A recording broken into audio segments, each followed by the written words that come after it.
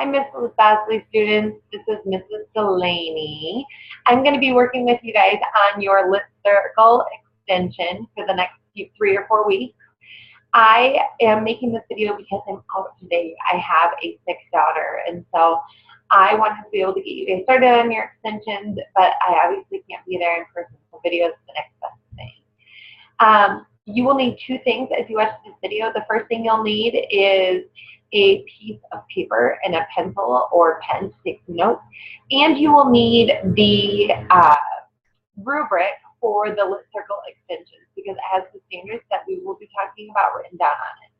So take a couple seconds here to gather those materials if you don't have them.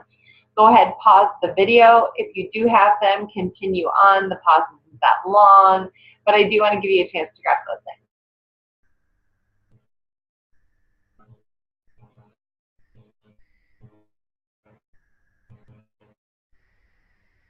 Okay, so you should have a rubric from Miss Bosley that has your speaking and listening standards listed on the far left side under success criteria, and you should have pen or pencil. So on this rubric, you will notice that we are assessing speaking and listening skills. That's what a Lit Circle is, right? You're working with your classmates to discuss a novel. And in this particular Lit Circle, you're discussing a novel of choice. So that's where the extension comes in. You and your classmates will be researching a variety of texts that have won awards here in the state of Iowa, and you are going to be arguing to convince your classmates to select the novel that you want to read, okay? So there are 2 book lists written on my chalkboard or on my whiteboard in my classroom, and those lists include books that high school librarians are recommending students your age read. They are current, they are new, they are relevant.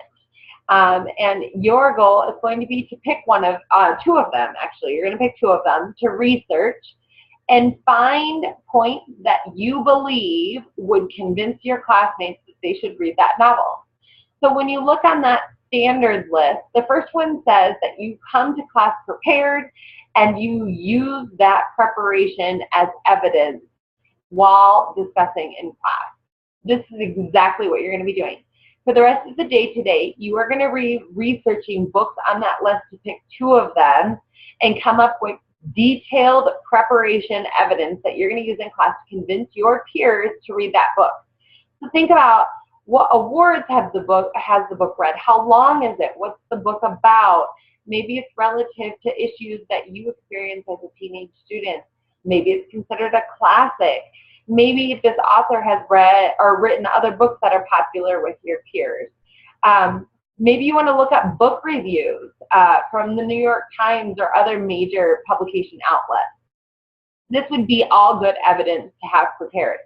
At the end of class, you will need to turn in the 2 books that you have selected to research to my substitute teacher. You won't need to turn in all your research. You'll just need to turn in the 2 books that you've selected to research. But tomorrow, you will be actually presenting and arguing with your classmates.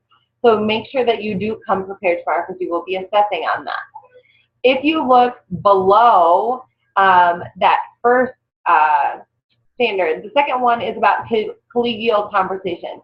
It's a really fancy way of saying you can argue with your peers and still be respectful. Okay, so as we argue about these books tomorrow, I'm expecting you to be able to argue with evidence, not argue with passion or opinion.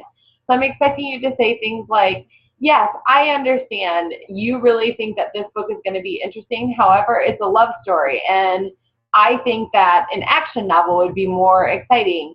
My book has won more awards. I'm expecting you to be using evidence more than opinion, like, that book sounds dumb. Okay, I'm expecting you to be collegial or professional in your conversation. Once we have come up with a novel that we can agree on as a class, we will get started with that novel.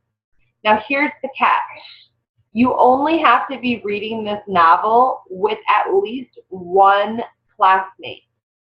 So looking around, you'll notice there's quite a few of you. There could be 2 or 3 books read per class. That's okay. Part of collegial conversation is being able to agree to disagree and learning when you need to part into small groups instead of one large group. Now, is it possible that you all read the same text? Great. Yes, that's fantastic. But it's also very possible that 2 or 3 of you read one book, 2 or 3 of you read another book, and 2 or 3 of you read a third book.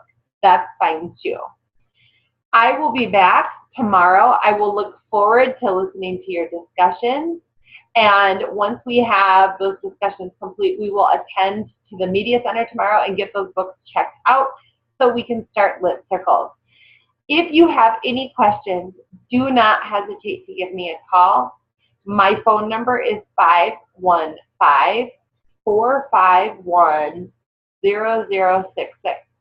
You are welcome to give me a call or text me during this process today, and I will always be ready to help you tomorrow. However, you can also ask Ms. Bosley if you do get stuck in the process. I'm going to go ahead and have you run down, not literally, walk briskly, down to my room, which is 2210. There are computers waiting in there for you, and those lists of books are on the whiteboard in the room. Go ahead, read through the list, see the titles. Try to pick books you have not read. You may have a couple books on those lists that you love, love, love, love, love. The goal here would be to pick books that you have not read. There's a plethora of books. You shouldn't have an issue. And pick 2 of them that you think sound interesting, research them, and be ready to discuss with me tomorrow. Thanks again, guys. And again, if you have any questions, my phone number is 515-451-0066. I look forward to working with you guys tomorrow. Bye.